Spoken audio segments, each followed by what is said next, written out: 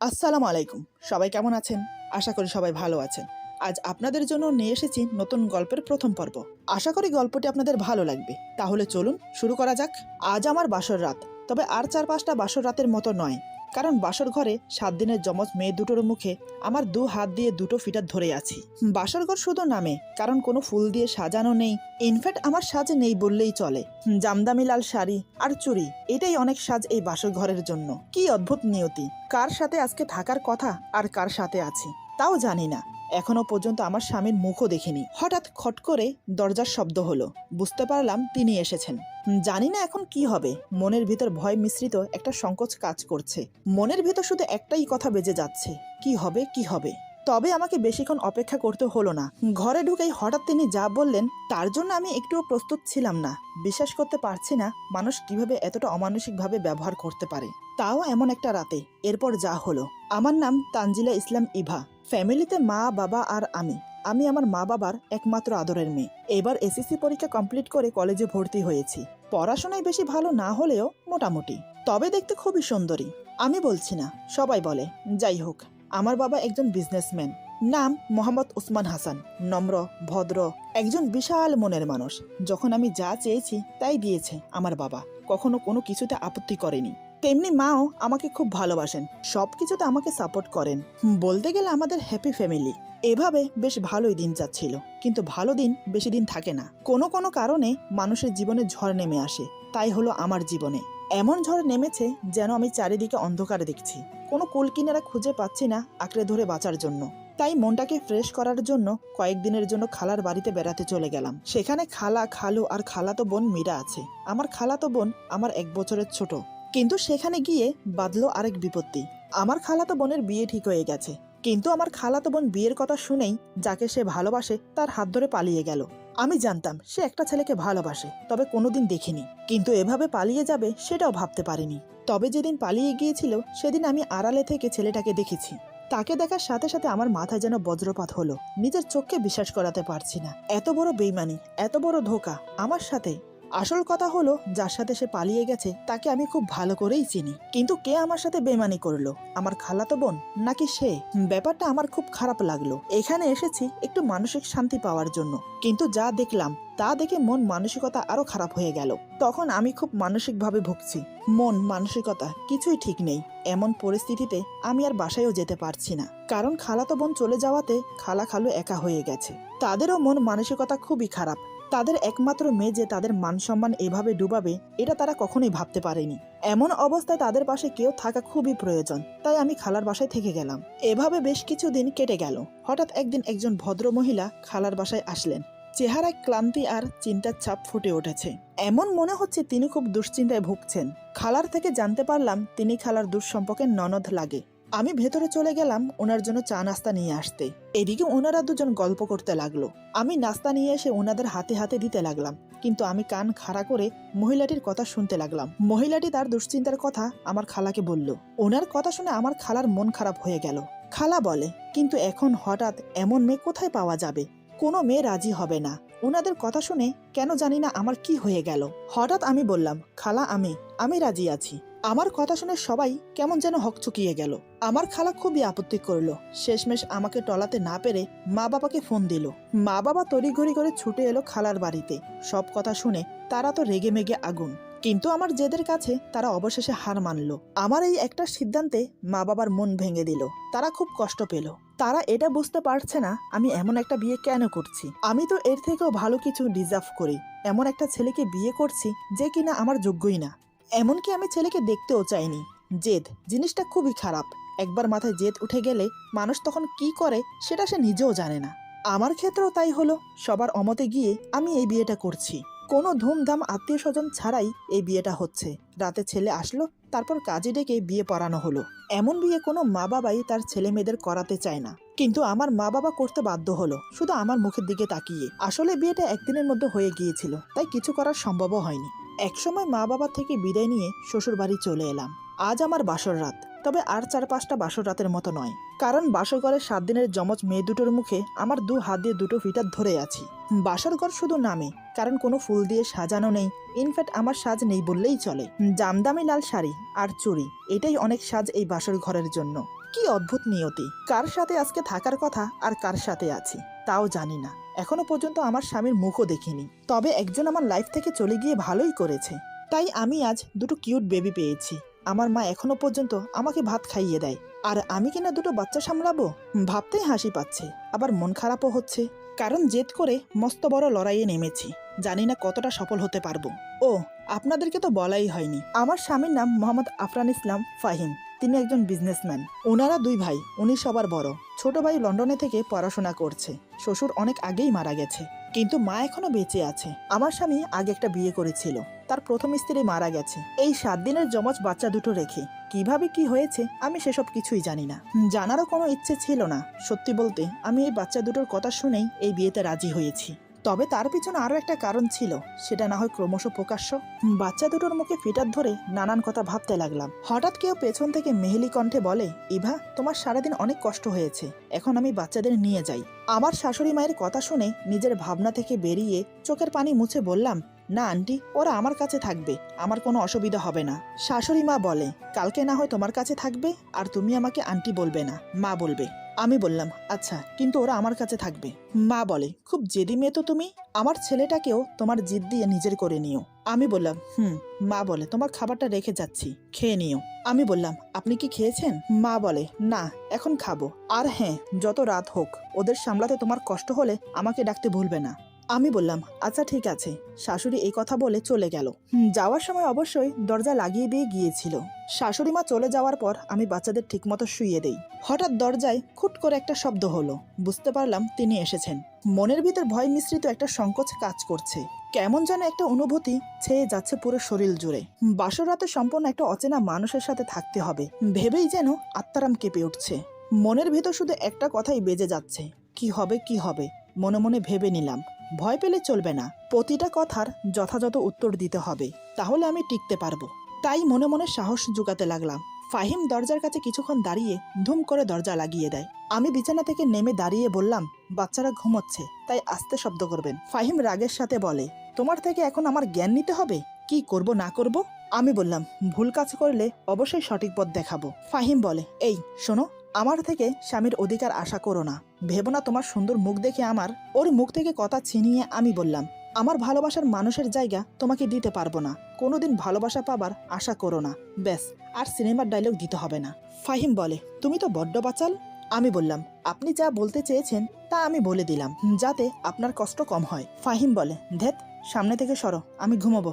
আমি বললাম, বিছানায় আপনার জায়গা হবে না, নিচে ঘুমান। ফাহিম বলে, আজকে আমার বাসায় তোমার প্রথম দিন বলে কিছু বললাম না, তা না হলে তোমাকে বুঝিয়ে দিতাম আমার সাথে মুখে মুখে তকরা করার ফল কি হয়। বুঝতে পারলাম আমি কথা বললে কথা বাড়বে, তাই চুপ করে রইলাম। আমার স্বামী নিজেই নিচে বিছানা করে শুয়ে পড়ে। আমি খাটের এক কোণে বসে আছি। চোখ গেল শাশুড়িমা খাবার রেখে গিয়েছে সেদিকে। এদিকে আমার খুব খিদে লেগেছে, কিন্তু উনি বোধ হয় খায়নি। এটা ভেবে খুব খারাপ লাগলো। যতই উনি আমাকে স্ত্রী হিসেবে গ্রহণ না করুক, কিন্তু আমি ওনার স্ত্রী, ওনাকে না খাইয়ে নিজে কিভাবে খাই? তাই খাবারের প্লেট নিয়ে ওনার সামনে বসে আঙ্গুল দিয়ে হাতে খোঁচা মেরে বললাম, এই যে শুনেন, একটু উঠে বসুন। আমার কাণ্ড দেখে ফাহিম আরো রেগে যায়। ফাহিম বলে, মহা জ্বালা তো। আমি বললাম, কিছু খেয়েছেন? ফাহিম বলে, না, খাবো না। আমি বললাম, খাবো না বললেই তো হবে না, খেয়ে নিন। ফাহিম বলে, বলছি তো খাবো। আর কিছু বলার আগে আমি ওনার মুখে ভাতের লোকমা দিয়ে দিলাম। আমি বললাম, আর একটাও কথা বলবেন না, চুপচাপ খেয়ে নিন। ফাহিম আর একটা কথাও বলল না, বাধ্য ছেলের মতো খেয়ে নিল। পেটে খিদে, তাই রাগটা কাজে লাগাতে পারিনি। আমিও একটু খেয়ে বিছানায় গা এলিয়ে দিলাম। উনি একটু রাগী প্রকৃতির মানুষ, কিন্তু বেশ ভালো, সেটা বুঝেছি। বউকে অনেক ভালোবাসতো, নয়তো নতুন সদ্য বিয়ে করা বউয়ের দিকে ঠিক মতো তাকালোও না। প্রথম ভালোবাসা ভোলা যায় না ঠিক, কিন্তু নতুন করে জীবন সাজিয়ে নেওয়া যায়। আর যারা বেইমানি করে তাদের কথা তো আলাদা। কেউ একজন একদিন বলেছিল আমি তার প্রথম ও শেষ ভালোবাসা, কিন্তু আজ তার বুকে অন্য কেউ। আমার কাছে সে এখন দীর্ঘশ্বাস, আর বাচ্চারা আমার নতুন জগৎ। নানান কথা ভাবতে ভাবতে ঘুমে চোখটা লেগে এসেছিল। হঠাৎ বাচ্চার কান্নার শব্দ পেয়ে তাড়াতাড়ি উঠে বসলাম। টাওয়ালের মধ্যে ফিটার মোড়ানো ছিল, সেটা বের করে বাচ্চাদের মুখে ধরি, আর এক নিমেষেই কান্না বন্ধ হয়ে গেল। ওদের খাইয়ে আমিও ঘুমিয়ে পড়লাম। সকালে আমি উঠে ফ্রেশ হয়ে নিলাম। ফ্রেশ হয়ে এসে দেখি উনি এখনো ঘুমোচ্ছেন। আমি এবার ওনাকে ডাক দিলাম, কিন্তু কোনো সারা শব্দ নেই।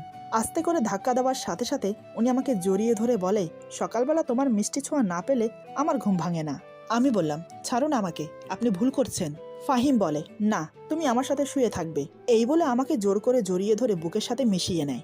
আমি কিছু বুঝে ওঠার আগেই টুপটুপ করে আমার মুখে কিস করতে থাকে। চুলের খোপা শক্ত করে চেপে ধরে আমার ঠোঁটে আলতো করে কিস করে। এবার আমি থাকতে না পেরে পাশে একটা পানির গ্লাস রাখা ছিল, গ্লাসের মধ্যে আঙ্গুল ডুবিয়ে উনার মুখে পানি ছিটিয়ে দিলাম। উনি লাফিয়ে উঠে বসে, তারপর আমার দিকে এক নজর তাকিয়ে ওয়াশরুমে চলে গেল।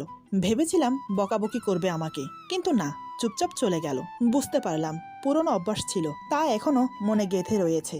আমিও কিছু বললাম না, কেই বা বলবো। এটা যে স্বেচ্ছায় হয়নি এটা আমি খুব ভালো করেই জানি। আমি নিচের বিছানা গুছিয়ে উপরে রেখে ঘর থেকে বের হব, এমন সময় আমার শাশুড়ি মা নিচে থেকে ডেকে বলে, ইভা, ড্রয়িং রুমে এসে দেখো, তোমার বোন এসেছে। শাশুড়ি মায়ের মুখে এমন কথা শুনে একটু অবাক হলাম। আমার বোন মানে? আমার তো একটাই বোন, সে হলো আমার খালাতো বোন। সে তো তার বয়ফ্রেন্ডের সাথে পালিয়ে গেছে। তাহলে হঠাৎ আজ এই বাড়িতে? শাশুড়ি মায়ের ডাক শুনে আমি বাচ্চাদের কোলে নিয়ে ড্রয়িং রুমে গিয়ে দেখলাম এ তো আমার প্রাক্তনের বউ। হ্যাঁ, এটাই সত্যি, আমার খালাতো বোন আমার প্রাক্তনের সাথে পালিয়ে গেছে। আমি কিছু না জানার ভাব করে ওর সামনে দাঁড়ালাম। আমাকে দেখে মীরা বলে, আপু, তুই শেষ পর্যন্ত 2 সন্তানের বাবা, তাকে বিয়ে করলি? দেশে কি ছেলের অভাব ছিল নাকি? আমি বললাম, আমি কারো সংসার ভেঙে বিয়ে করিনি। আর 2 সন্তান আছে, তাতে কি হয়েছে? কত লোক আছে সন্তানের জন্য হাহাকার করে, সেক্ষেত্রে আমার ভাগ্য অনেক ভালো। মীরা বলে, সৎ মা কখনো আপন হয় না। আমি বললাম, আমাকে নিয়ে তোকে এত ভাবতে হবে না, আমার সম্পর্ক ভেঙে গেছে, তখন আমি কিছু করতে পারিনি। তবে এখন আমার সংসারে এসে কেউ কুটকাচালি করলে সেটা আমি সহ করব না। মীরা বলে, আপু, তুই কিন্তু আমাকে অপমান করছিস। আমি বললাম, তুই আমার শ্বশুর বাড়িতে এসে আমার স্বামীকে অপমান করবি, আমার সন্তানদের অপমান করবি, তা হবে না। মীরা বলে, তুই অনেক পাল্টে গেছিস, ভেবেছিলাম তোর বাড়িতে 2 দিন থাকবো, কিন্তু তার হবে না। আমি বললাম, আমার বাড়িতে কেন থাকবি, তোর শ্বশুর বাড়িতে চলে যা। মীরা বলে, তারা আমাদের এখনো মেনে নেয়নি। 15 দিন ধরে কয়েক জায়গায় ঘুরেছি, এখন তুই আমাদের শেষ ভরসা। তুই আমাদের তোর বাড়িতে কয়েকটা দিন থাকতে দে প্লিজ। আর একটা উপকার কর, আমার মা বাবাকে বুঝিয়ে বলবি আমাদের মেনে নিতে, প্লিজ আপু, এতটুকু করে দে। আমি বললাম, তোরা বিয়ে করার সময় কি আমাকে জানিয়ে বিয়ে করেছিলি যে এখন আমাকে এসবের মধ্যে টানছিস? মীরা বলে, আপু, তুই আমাদের একমাত্র ভরসা, তোর কথা সবাই শোনে, তাই তুই আমার মা বাবার সাথে কথা বললেই তারা মেনে নেবে। প্লিজ আপু, আমাকে ফিরিয়ে দিস না। আমি কিছু বলার আগে আমার শাশুড়ি মা বাচ্চাদের জন্য ফিটার নিয়ে এসে বলে, বৌমা, ওদেরকে আমার কাছে দাও, আমি খাইয়ে দিচ্ছি। তুমি বরং গিয়ে টেবিলে নাস্তা রেডি করো, কাজের মেয়ে কয়েকদিন পরে আসবে। তাই বলছি, এ কয়দিন হাতে হাতে একটু কাজ করে দিলে ভালো হতো। আমি বললাম, আচ্ছা মা, আমার কাজ করতে কোনো সমস্যা নেই, কিন্তু একটা কথা ছিল, কি করে যে বলবো বুঝতে পারছি না। শাশুড়ি মা বলে, জানি মা, মীরা কয়েকদিনের জন্য থাকতে এসেছে। কি, তাই তো? আমি বললাম, মা বলে, সমস্যা নেই, ওরা কয়েকদিন থাকুক। শাশুড়ি মায়ের কথা শুনে মীরা বলে, আন্টি, আপনাকে অসংখ্য ধন্যবাদ। মা বলে, এখানে ধন্যবাদের কি আছে, কিন্তু তোমার স্বামী কোথায়? মীরা বলে, আপনারা থাকতে দেবেন কি না তা তো জানি না, তাই ও বাহিরে দাঁড়িয়ে আছে। মা বলে, যাও গিয়ে ডেকে নিয়ে আসো। আমি মীরার দিকে তাকিয়ে ভাবতে লাগলাম, আমার প্রাক্তনের বউ মীরা, যে কিনা আমার আপন খালাতো বোন। আমার জীবনের প্রথম ভালোবাসা ছিল নীল, যে কিনা আজ অন্যের হয়ে গেছে। নীলের সাথে ব্রেকআপ হওয়ার পর ওর সব স্মৃতি মুছে দেই যদিও, কিন্তু মন থেকে স্মৃতি মুছে দেওয়া সম্ভব না। আর কোনোদিন যেন ওর মুখ দেখতে না হয়, তাই তাড়াতাড়ি বিয়ে করে নিয়েছিলাম, কিন্তু আজ ওকে আবার দেখতে হবে, তাও ওর বউয়ের সাথে। জানি না নিজের কষ্ট কতক্ষণ চেপে রাখতে পারবো। এসব ভাবতে ভাবতে টেবিলে খাবার সাজানো হয়ে গেছে। টেবিলে খাবার সাজিয়ে মাকে ডাকতে যাব, তখনই ফাইম এসে আমাকে বলে, বাসায় ফিরতে রাত হবে, মাকে বলে দিও। আমি বললাম, আগে খেয়ে নিন, তারপর যেখানে খুশি সেখানে যান। ফাহিম বলে, বাইরে খেয়ে নেব। আমি বললাম, চুপচাপ খেতে বসুন, নয়তো রাতের মতো জোর করে খাইয়ে দেব। ফাহিম বলে, এই মেয়ে, আমার উপর একদম স্বামীর অধিকার খাটাতে আসবে না। আমি বললাম, আমার নাম আছে ইভা, এই মেয়ে বলবেন না। আর হ্যাঁ, অধিকার কেউ কাউকে দেয় না, আদায় করে নিতে হয়। এখন চুপচাপ বসুন, খেয়ে নিন। ফাহিম বলে, তোমার সাথে কথা বলা মানে? ধুর, খেতে দাও। ফাহিম নাস্তা খাওয়ার জন্য বসে পড়ে, আমি তাকে নাস্তা বেরিয়ে দিলাম। তারপর সে চুপচাপ খেতে লাগলো। মা বাচ্চাদের খাইয়ে ঘুম পাড়িয়ে এসে আমাকে বলল, মেয়েরা এখনো আসেনি কেন, আবার চলে গেল নাকি? আমি বললাম, মা, আমি দেখে আসি, আপনি বসুন। এই বলে আমি বাসার মেন দরজার কাছে যেতেই চেনা চোখে চোখ আটকে গেল। 1 মাস পর নীলকে দেখছি। ওকে দেখে আমার বুকের ভেতরটা কষ্টে দুমড়ে মুচড়ে যাচ্ছে। মীরাকে কিছু বুঝতে দিলে চলবে না, তাই নীলের দিক থেকে চোখ সরিয়ে মীরাকে উদ্দেশ্য করে বললাম, কি রে, এখানে দাঁড়িয়ে আছিস কেন? তোরা ভিতরে আয়। এদিকে নীল আমাকে দেখে অবাক হয়ে তাকিয়ে থাকে। সে ভাবতে পারেনি আমার মুখোমুখি হবে। আসলে সে জানতোই না আমি এখানে থাকবো, এমনকি আমার এখানে বিয়ে হয়েছে। নীল অবাক হয়ে তাকিয়ে আমাকে বলে, এই ইভা, তুমি সত্যি বিয়ে করেছো? আমি তো ভাবতেই পারছি না। নীল হঠাৎ করে ওর সামনে এমন কিছু বলে ফেলবে সত্যি আমি বুঝতে পারিনি। আসলে মীরা আমার আর নীলের সম্পর্কের কথা কিছুই জানে না, আর আমিও চাই না ও জানুক। আমি কি বলবো তা বুঝে ওঠার আগেই মীরা বলে, তোরা দুজন দুজনকে আগে থেকে চিনতিস? এবার আমি ব্যাপারটাকে সামাল দেওয়ার জন্য বললাম, আরে তেমন কিছু না, কলেজে কয়েকবার দেখা হয়েছে, ব্যাস সেই থেকে পরিচয়। মীরা বলে, নীল, তুমি তো আগে কখনো বলনি ইভা আপুর সাথে তোমার পরিচয় আছে? নীল চুপ করে দাঁড়িয়ে আছে, কি বলবে ভেবে পাচ্ছে না। তাই আমি উত্তর দিলাম, আরে ও হয়তো ভুলে গেছে, তাই বলেনি। এখন আর কথা না বাড়িয়ে ভেতরে গিয়ে ফ্রেশ হয়ে খেতে আয়। ততক্ষণে ফাহিম খেয়ে দিয়ে বাহিরে চলে গেল। নীল আর মীরাকে আমার শাশুড়িমা খেতে দিল। আসলে আমি ইচ্ছে করে নীলের সামনে যেতে চাইছি না, কারণ ওকে যত দেখব তত কষ্ট বাড়বে। তবে ওদের এখানে থাকা চলবে না। নীলের সাথে কথা বলে মীরাকে নিয়ে চলে যেতে বলবো। মনে মনে এসব ভাবছি, আর বাচ্চাদের সামালতে আমার সময় যাচ্ছে। রুম থেকে আর বেরোতে হয়নি, সব কাজ শাশুড়িমা করছে। সত্যি বলতে উনি খুব ভালো, সেটা বিয়ের আগে থেকেই জেনেছি। কারণ আমার খালার ননদ হলো আমার শাশুড়িমা। খালা আমাকে বলেছে উনি খুব ভালো, ওই বাড়িতে বউ হয়ে গেলে তোর কোনো কষ্ট হবে না। দেখতে দেখতে সকাল পেরিয়ে দুপুর, দুপুর পেরিয়ে সন্ধ্যা হলো। এদিকে মাথাটা খুব ঝিমঝিম করছে, তাই চা খাওয়ার জন্য রুম থেকে বের হব। তখনই শাশুড়িমা চা দিয়ে গেল আর বাচ্চাদের তার কাছে নিয়ে গেল। এই সুযোগে একটু ঘুমানো যাক, এই ভেবে বিছানায় শুয়েছি মাত্র, ঠিক তখনই দরজায় ঠকঠক শব্দ পেয়ে উঠে বসি। দরজার সামনে নীল দাঁড়িয়ে বলে, আসতে পারি? আমি তো দেখে অবাক, ও এখানে কেন? আমি একটু গম্ভীরভাবে বললাম, নীল, তুমি এখন আমার ভালোবাসার মানুষ না, আমার বোনের স্বামী, আর আমিও অন্যজনের স্ত্রী, তাই তোমার এখানে আসা ঠিক হয়নি। আমি পুরনো সব ভুলে আমার সংসারটাকে নতুন করে সাজাতে চাই। নীল বলে, তুমি বিশ্বাস করো, আমি তোমার শ্বশুর বাড়িতে আসতে চাইনি, মীরা জোর করে এনেছে। আর সত্যি বলতে আমি জানতামও না এটা তোমার শ্বশুর বাড়ি। আমি বললাম, মীরা আমাদের সম্পর্কের কথা কিছুই জানে না, কোনোদিন যেন জানতেও না পারে, সেদিকটা তোমার লক্ষ্য রেখে চলতে হবে। নীল বলে, আমি জানি তোমার সাথে আমি অন্যায় করেছি, আর মীরাকে কিছু না বললে সেটাও অন্যায় হবে। আমি বললাম, আগেও মীরাকে কিছু বলতে পারোনি, আর এখন বললে কি হবে? তার থেকে ভালো নতুন জীবন সুখময় করো। নীল বলে, ইভা, তুমি আমাকে ক্ষমা করে দাও, তুমি ক্ষমা না করলে যে মরেও শান্তি পাবো না। আমি মুচকি এসে বললাম, এখানে অন্যায়ের কিছুই নেই, ক্ষমা করার মতো কোনো কাজ করনি তুমি, কারণ আমার ভাগ্যে তুমি ছিলে না, তাই আমি তোমাকে পাইনি। নীল বলে, জানি না কিভাবে যেন সেদিন রাতে মীরার সাথে কথা বলে মনে হলো আমি ওকে সত্যি ভালোবাসি, আর তোমার প্রতি শুধু ভালো লাগা। আমি বললাম, নীল প্লিজ, আমি কিছু শুনতে চাই না, আর কিছু বলো না প্লিজ, এখন তুমি আসতে পারো। নীল বলে, ইভা, আমার কিছু কথা আছে, সেগুলো বলতে চাই।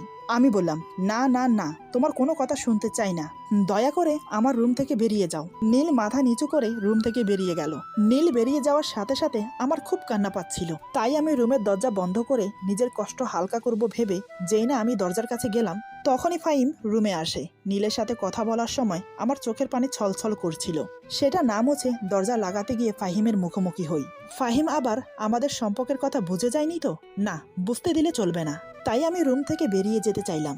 আমাকে চলে যেতে দেখে ফাহিম বলে ওঠে, আমার কষ্টের মাঝে তোমার কষ্ট দেখতে ভালো লাগবে না। আমার না হয় ক্ষমতা ছিল না প্রিয় মানুষকে ধরে রাখার, তবে চেষ্টার কোনো ত্রুটি রাখিনি তাকে ধরে রাখার, কিন্তু তুমি তো চাইলেই প্রিয় মানুষটাকে নিজের করতে পারতে, তাহলে করলে না কেন? ফাহিম এখন আমার স্বামী, আমার অতীত তার জানা উচিত। মানুষটাকে মিথ্যে বলতে পারবো না, তাই জবাব দিলাম, ভাগ্যে ছিল না তাই ধরে রাখতে পারিনি। ফাহিম বলে, কেন, তাকে কি ভালোবাসতে না যে ধরে রাখার কোনো ক্ষমতা নেই তোমার? আমি বললাম, একটা কথা কি জানেন, দেহের মৃত্যু আর কারোর প্রতি মনের মৃত্যু দুটোই আলাদা। ফাহিম বলে, কেন? তুমিই তো বললে অধিকার খাটাতে হয়, কেউ কাউকে অধিকার দেয় না, আদায় করে নিতে হয়। তাহলে? আমি বললাম, ধুর, যা হয়েছে ভালোই হয়েছে, নয়তো এত কিউট বেবি পেতাম নাকি। ফাহিম হঠাৎ করে বলে, সৎ মা আপন হয় না, নিশ্চয় জানো। আমি বললাম, অনেক শুনেছি, তবে আমি চেষ্টা করে দেখি আপন হতে পারি কিনা। ফাহিম বলে, করো। আমি বললাম, এখনো পর্যন্ত বেবিদের নাম রাখা হয়নি, সেদিকে আপনার কোনো খেয়াল আছে? ফাহিম বলে, ঈশা জানতো যমজ মেয়ে হবে, তখনই ও নাম ঠিক করে রেখেছিল, ওর মৃত্যুতে বাচ্চাদের নামের কথা ভুলেই গিয়েছিলাম। তুমি মনে করে ভালোই করেছো, ওদের নাম মাহিরা আর মাইশা হবে। আমি বললাম, বাহ, খুব সুন্দর নাম তো, আপুর চয়েস আছে বলতে হয়। যেমন সুন্দর স্বামী তেমন সুন্দর বেবি, আর ওদের নাম। সত্যি বলতে আমার স্বামী খুব সুন্দর, খুবই স্মার্ট, নীলের থেকেও দেখতে হ্যান্ডসাম। ফাহিম বলে, এই মেয়ে, আমি সেই কখন থেকে এসে বসে আছি, জানো না আমি বাসায় এসে চা খাই? আমি বললাম, আমি এই বাসায় নতুন এসেছি, তাহলে জানবো কিভাবে? ফাহিম বলে, এত কথা না বলে যাও গিয়ে চা নিয়ে আসো। আমি মনে মনে বললাম, যাহ বাবা, হঠাৎ করে রেগে গেল কেন? বুঝলাম না। একটু ভালো করে কথা বললে কি হয়? আমি কোনো কথা না বাড়িয়ে রান্নাঘরে গিয়ে চা বানিয়ে ওনাকে দিয়ে রুম থেকে চলে গেলাম শাশুড়ি মায়ের রুমে। আমি বললাম, মা ভেতরে আসবো? মা বলে, হ্যাঁ বৌমা আসো। আমি বললাম, ঈশাপু বাচ্চাদের নাম ঠিক করে রেখেছিল, মাহিরা, মাইশা, এটা বলতে এসেছি। মা বলে, খুব ভালো, মেয়েটা যে অকালে চলে যাবে বুঝতে পারিনি। আমি বললাম, আপুর ঠিক কি হয়েছিল মা?